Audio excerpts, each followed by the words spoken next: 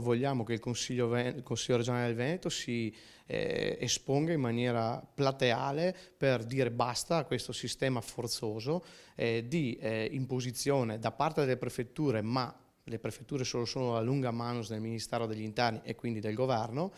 che spingono e spesso costringono i comuni ad accettare e ad aderire al sistema SPRAR per accogliere i rifugiati o i presunti tali che arrivano d'oltremare. Chiediamo che la Regione e in particolare il Presidente della Giunta si impegnino ancora di più per far sì che ci siano le identificazioni e la verifica dei requisiti per capire se uno può essere dichiarato, se una persona può essere dichiarata profugo o meno, avvengano nei paesi di origine o meglio nei paesi di partenza, ove non possibile nei paesi di origine, e poi soprattutto che ci siano rafforzate di molto le politiche di rimpatrio di coloro che i requisiti non li hanno, e sappiamo che sono circa dai 2/3 ai 3/4 degli arrivi. Oltretutto chiediamo che venga posta in atto questa azione perché ogni viaggio che queste persone intraprendono